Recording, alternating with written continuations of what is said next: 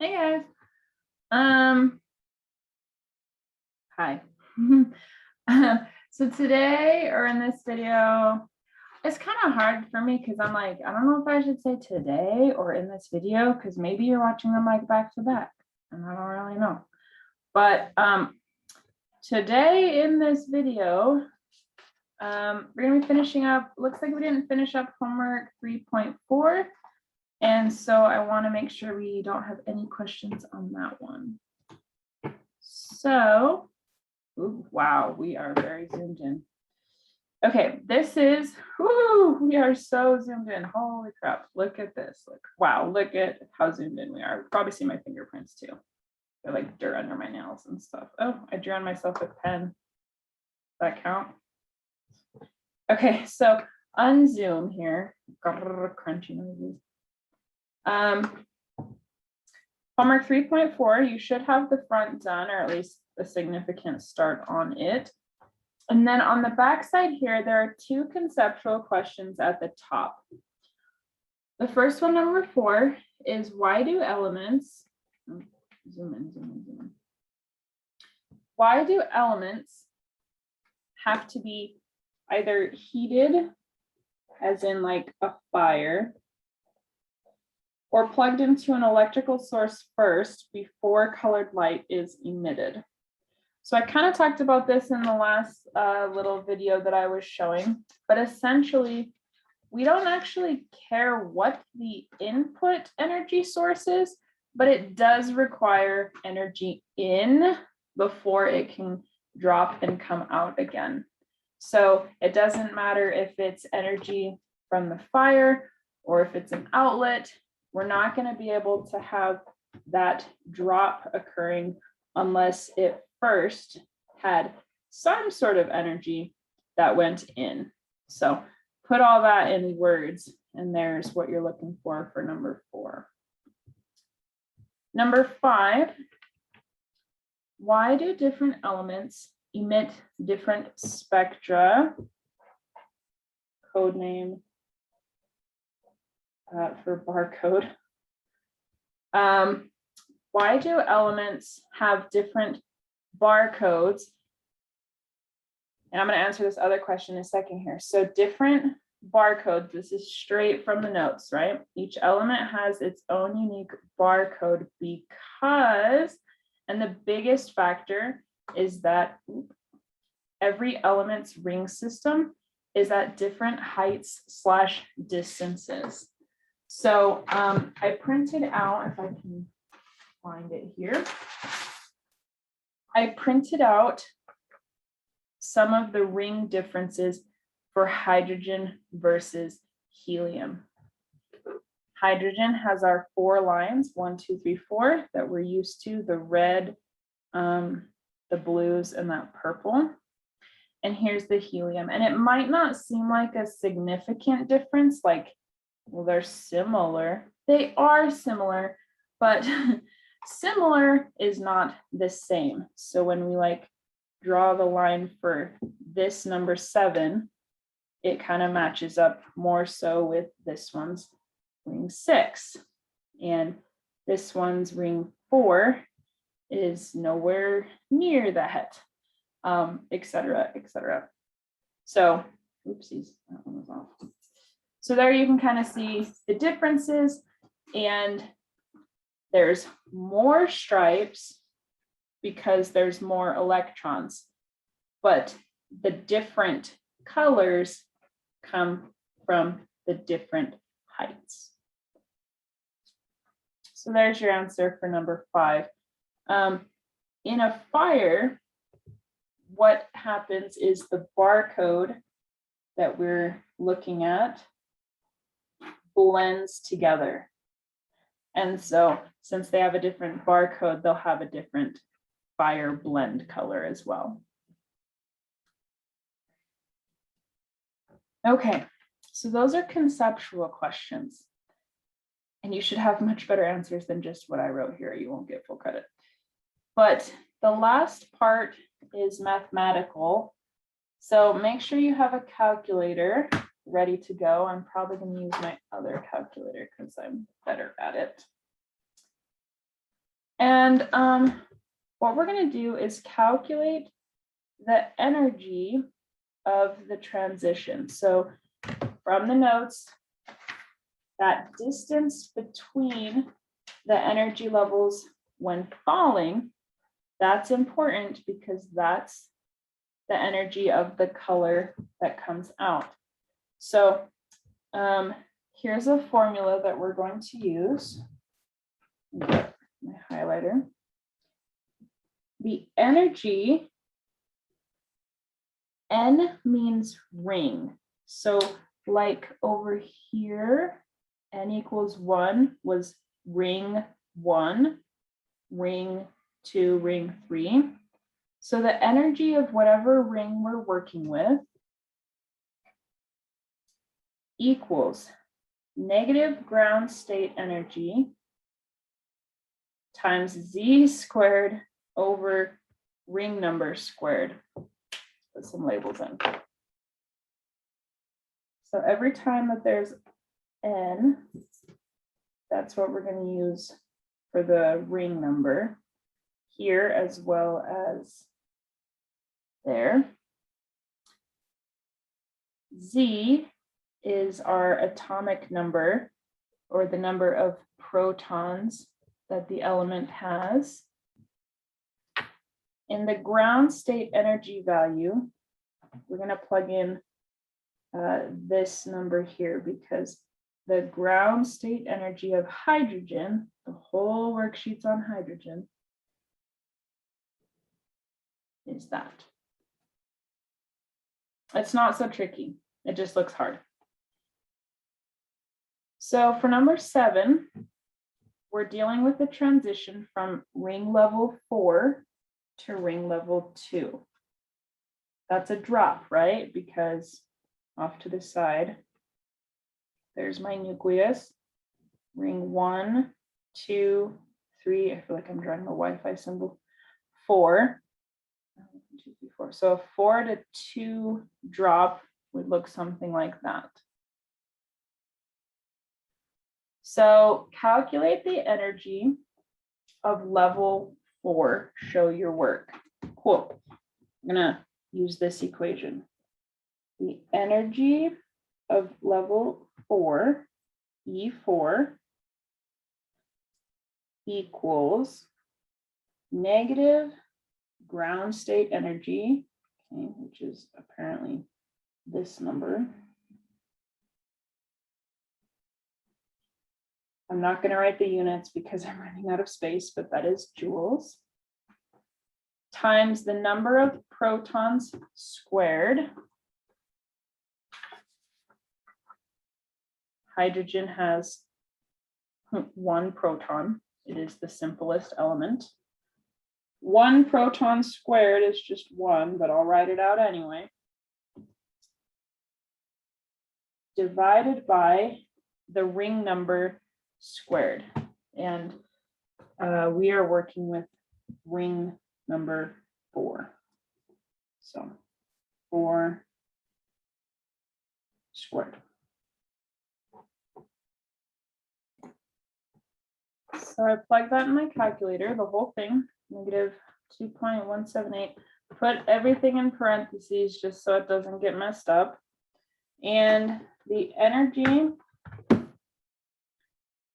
of level 4 equals negative 1.36 times 10 to the negative 19 joules because it's energy. So you're going to do the same thing again, but this time everywhere that there was a 4, like here and there, we're going to plug in a 2. Everything else stays the same.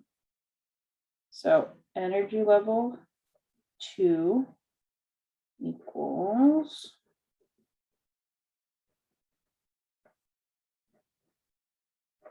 same, except for the bottom part is 2 squared.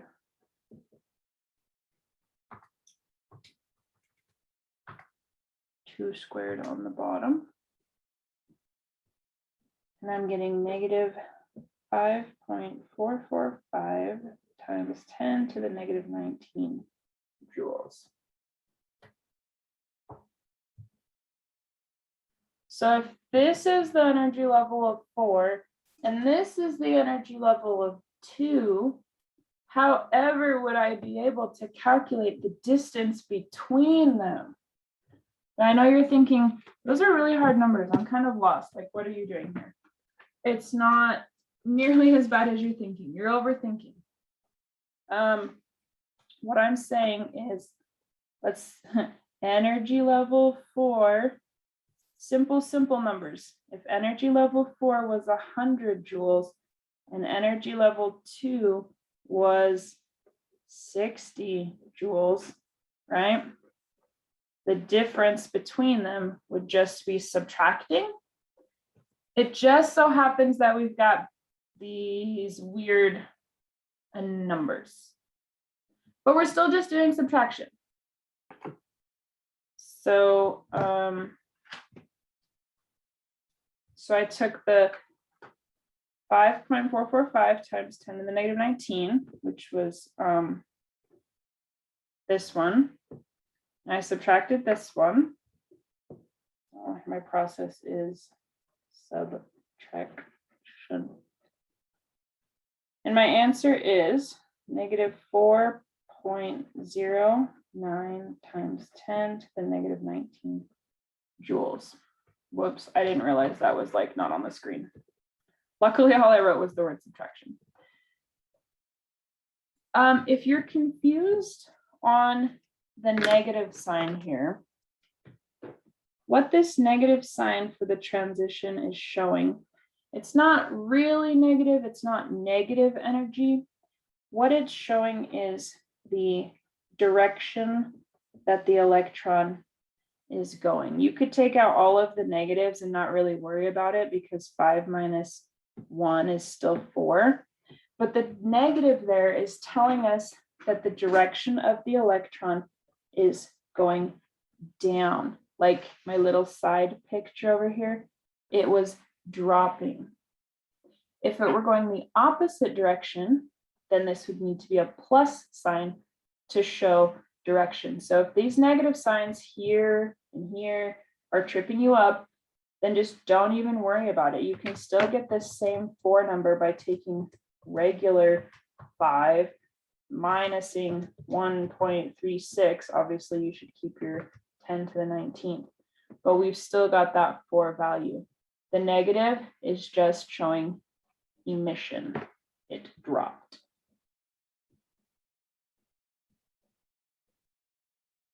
So this is the energy associated with the drop. That's cool. What color is that? What color is this energy?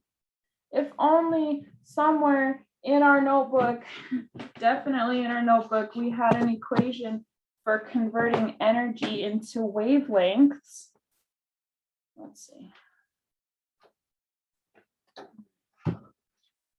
So this is page electromagnetic waves. We're going to be using energy equals hc over wavelength.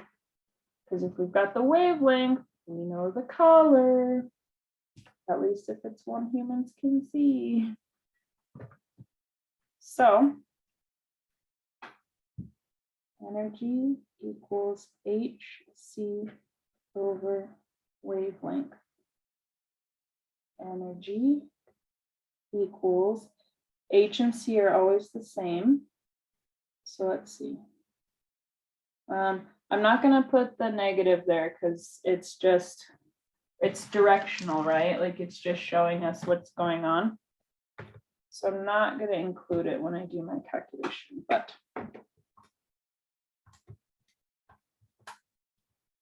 energy, I'm going to divide over the H. Oops, I'll write this out once I'm done. I'm going to divide over the C.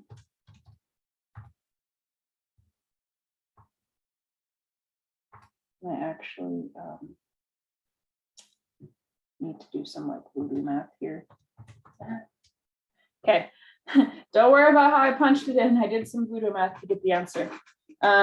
What you're trying to solve for is the wavelength. And so rearranging this equation to get the wavelength, what I had to do was take h c over e. It's the same equation. I just rearranged it. So plug in 6.626 times 10 to the negative 34th here. Plug in 2.998 times 10 to the 8. And this number there. When you do all that, you'll get that your wavelength is 4.86 times 10 to the negative 7, which I'm just going to convert to 486 nanometers. If purple is like 400, then I'm going to say this is like almost purplish. And hint, you can check your work by comparing your answer wavelength on the table on the front side of the paper. So let me find the front side of my paper. It'd actually be easy if it was the front side of my paper, but it's a different paper. So what you can do then is you can check this out. My answer was 486 for a drop from 4 to 2. Check it out. A drop from 4 to 2 is 486. Woo-woo! Did it. So when you're doing the next problem, which is, okay, it's a little bit different. It's from 1 to 3. It's not 100% going to match any of these because it's going up from ring 1 up to 3. So instead of a negative direction, it'll be positive. But you can still do all the same math. And 1 to 3 will give you the same answer as 3 to 1. Just make sure that your number here, like I just said, is positive. And you'll still have the same number that corresponds from 3 to 1. It's just the reverse. You should still be getting that answer of 103 nanometers or 1.03 times 10 to the negative 7 meters. That should still be your final answer when you calculate it out for level 1 and 3, subtract and convert. And that one you're going to do on your own.